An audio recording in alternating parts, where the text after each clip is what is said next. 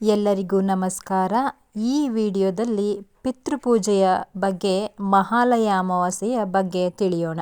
ಮಹಾಲಯ ಅಮಾವಾಸ್ಯೆಯನ್ನು ಯಾವ ದಿನ ಆಚರಿಸಬೇಕು ಎನ್ನುವುದನ್ನು ಸಹ ತಿಳಿಯೋಣ. ಪಿತೃಪಕ್ಷ ಸೆಪ್ಟೆಂಬರ್ 7ರಿಂದಾನೇ ಸ್ಟಾರ್ಟ್ ಆಗಿದೆ. ಪಿತೃಪಕ್ಷ ಪೂಜೆಯನ್ನು ಸೆಪ್ಟೆಂಬರ್ 21ರವರೆಗೂ ಮಾಡಲಾಗುತ್ತದೆ.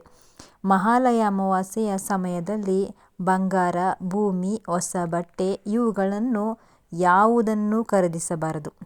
ಮದುವೆ, ಗೃಹ ಪ್ರವೇಶ ನಿಷಿದ್ಧ, ಶುಭ ಕಾರ್ಯಗಳನ್ನು ಮಾಡಬಾರದು. ಮಹಾಲಯ ಅಮಾವಾಸ್ಯೆಯ ಪೂಜಾ ಸಮಯವನ್ನು ತಿಳಿಯೋಣ. ಸೆಪ್ಟೆಂಬರ್ 21ನೇ ತಾರೀಕು ಮಹಾಲಯ ಅಮಾವಾಸ್ಯೆ ಭಾನುವಾರ ಬೆಳಿಗ್ಗೆ 12:17 ಪ್ರಾರಂಭವಾಗುತ್ತದೆ. 22ನೇ ತಾರೀಕು ಸೋಮವಾರ ಬೆಳಗಿನ ಜಾವ 1:24 ಮುಕ್ತಾಯವಾಗುತ್ತದೆ. 21ನೇ ತಾರೀಕು ಭಾನುವಾರವೇ ಪಿತೃಪಕ್ಷ ಮಹಾಲಯ ಅಮಾವಾಸ್ಯೆಯನ್ನು ಆಚರಿಸಲಾಗುತ್ತದೆ.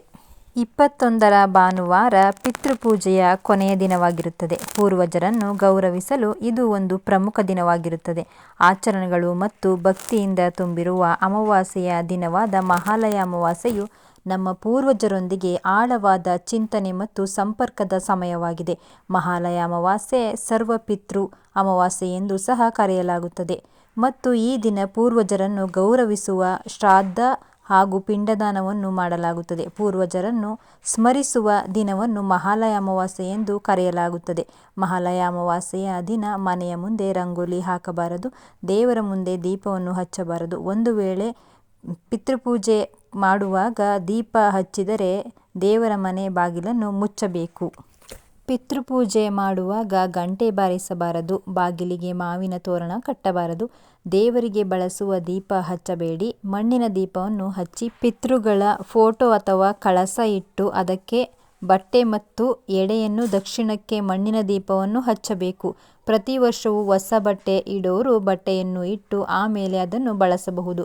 ಈ ಮಹಾಲಯ ಅಮಾವಾಸ್ಯೆಯಂದು ನಮ್ಮ ಪೂರ್ವಜರಿಗೆ ಇಷ್ಟವಾದ ತಿಂಡಿ ತಿನಿಸುಗಳನ್ನು ಮಾಡಿ ಎಡೆಯನ್ನು ಇಡಲಾಗುತ್ತದೆ.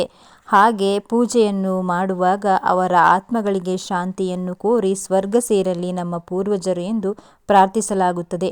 ಶ್ರದ್ಧೆಯಿಂದ ಪಿತೃಪೂಜೆಯನ್ನು ಮಾಡಿ. ಸ್ನೇಹಿತರೆ, ಎಲ್ಲರಿಗೂ ಒಳ್ಳೆಯದಾಗಲಿ. ನಮ್ಮ ವಿಡಿಯೋ ಇಷ್ಟವಾದರೆ ಒಂದು ಲೈಕ್ ಕೊಟ್ಟು ಸಬ್ಸ್ಕ್ರೈಬ್ ಮಾಡಿಕೊಳ್ಳಿ. ಧನ್ಯವಾದಗಳು ಸ್ನೇಹಿತರೆ.